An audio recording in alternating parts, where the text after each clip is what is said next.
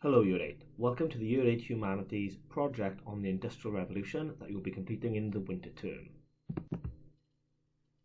You need to imagine that the year is 1900. You are a resident of Swansea and you want to raise awareness to the government of the impact that the Industrial Revolution has had on Swansea. You need to include changes to living and working conditions, immigration, you need to mention the impact it's had on religion in the area, and the impact of on the local environment. To do so, you must complete the following tasks. Your first task will be to create a spiral diagram of methods you could use to raise awareness. You can use 21st century methods such as a website or social media campaign. Remember, your audience is the government and your purpose is to highlight the impact of the Industrial Revolution has had on Swansea. Your second task is to complete a SWOT analysis of 3 of your ideas for raising awareness. Don't worry, I will explain what a SWOT analysis is now shortly. For task 3, you will select the method you're going to use and explain why you've chosen this method. So if you pick a poster, you'll explain why you made a poster. If you picked a website, you'll explain why you chose to create a website. You will then need to create a mood board for task 4 of images, colours and fonts you will use for your raising awareness method. For task 5, you're going to create a plan for your method of raising awareness. For task 6, you create a first draft of your method of raising awareness. Task 7, you share your first draft with your peers, family for feedback, so you could email it to one of your classmates if you wanted to get some feedback, or likewise you could show it to somebody at home and ask them for feedback on what you created. And then finally, you're going to use the feedback you received to create a final design. For task 1, you simply need to create a spider diagram of methods you could use to raise awareness. So as you can see, raising awareness is in the centre of the page, and you can just put down as many ideas as you can think of as possible on there. Just think about your audience and purpose. So you are trying to convince the government about the impact that the Industrial Revolution has had on Swansea. So your audience is the government. The purpose is to raise awareness, to make them aware that what has happened to Swansea as a result of the Industrial Revolution. For task 2, you need to complete a SWOT analysis of 3 of your ideas for raising awareness.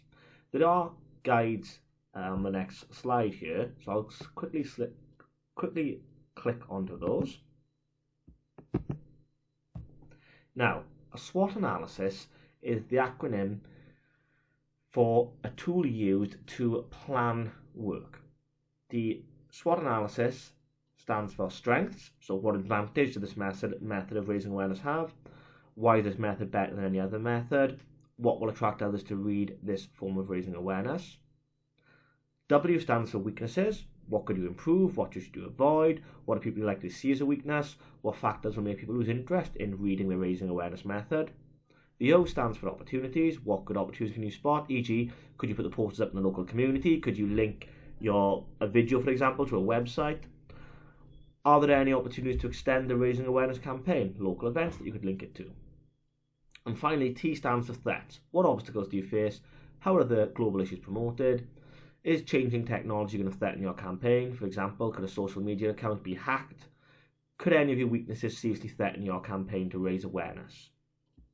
These things you need to consider for 3 of your ideas. So if you picked a poster, a website and a video, you need to do a SWOT analysis on each one of those.